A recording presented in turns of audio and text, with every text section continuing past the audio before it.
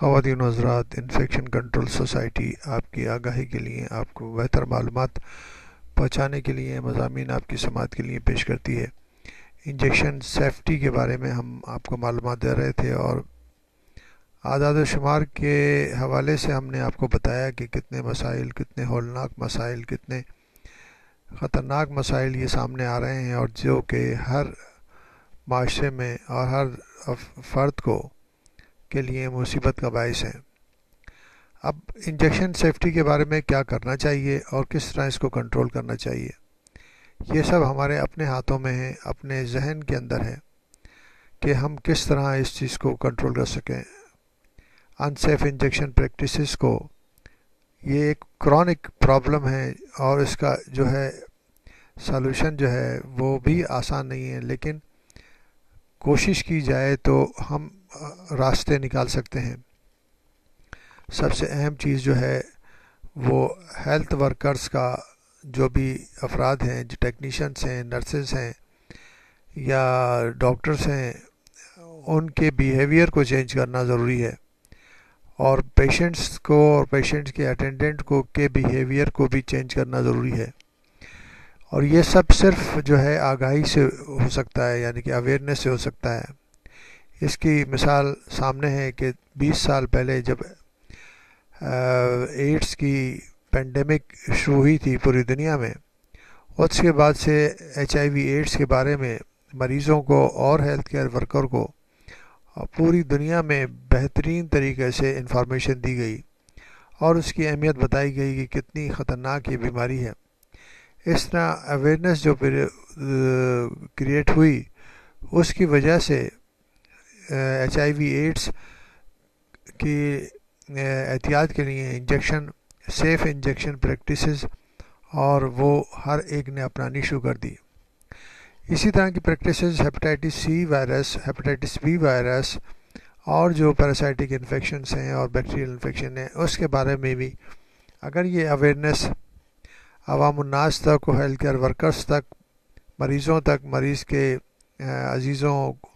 اور family members تک موجود ہو تو یہ احتیاطی تدابیر جو ہے وہ کام آ سکتی ہیں۔ سب سے اہم چیز یہ ہے کہ جو ایکوپمنٹ، جو سپلائیز ہیں، وہ اتنی آسان ہونی چاہیے اور اتنی اپروپریٹ ہونی چاہیے کہ وہ ہر ایک کی دسترس میں ہوں۔ یہ نہ ہو کہ انجیکشن سرنج جو ہے اتنی مہنگی ہو جائے کہ ہر ایک آدمی یہ سوچنے لگے کہ انجیکشن کی سرنج کو دوبارہ لینے کے لیے اتنا خاصا اماؤنٹ دینا پڑے گا۔ تو یہ ایک انتہائی اہم چیز ہے اور اس کے لیے ضروری ہے کہ جو سپلائیز ہیں وہ معیاری ہونی چاہیے، اس کے لیے کنٹرول ہونا چاہیے۔ اگر کہیں پر بھی ری یوز سرنجز پرووائڈ کی جا رہی ہیں یا کہیں پر ایسا سلسلہ موجود ہے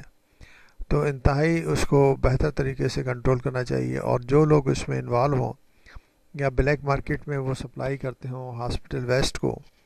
تو اس کو کنٹرول کرنے کے لیے خاص طور پر قاعدے قانون ہونے چاہیے، اور ان افراد کو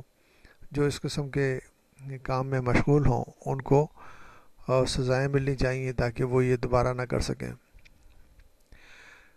ان سب چیزوں کے بعد تیسری چیز جو اہم چیز یہ ہے کہ ویسٹ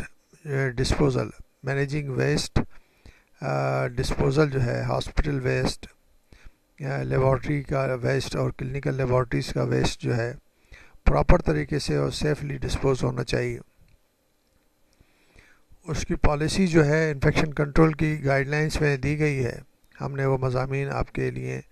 انفیکشن کنٹرول کے سیکشنز میں بہترین طریقے سے ریکارڈ کیے ہوئے ہیں۔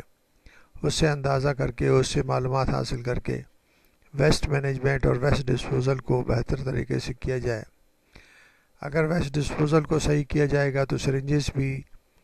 ڈسکارڈ ہوں گی، اور وہ ڈسکارڈ جو ہیں وہ صحیح یعنی کہ باکسز میں ہوں گی، اور وہ باکسز جو ہے نا پھر وہ سالڈ ویسٹ ڈسپوزل سسٹم کے اندر جا کر اور کمپلیٹلی اس میں سے وائرسز، بیکٹیریا سب ختم ہو کر، اور وہ ویسٹ جو ہے پراپر طریقے سے ڈسپوز ہو سکے گا۔ تو یہ سب چیزیں جو ہے انتہائی اہم ہیں اور اس کے اوپر سب کو توجہ دینی چاہیے، اگر ہم توجہ نہیں دیں گے تو اسی طرح یہ مسائل بڑھتے رہیں گے،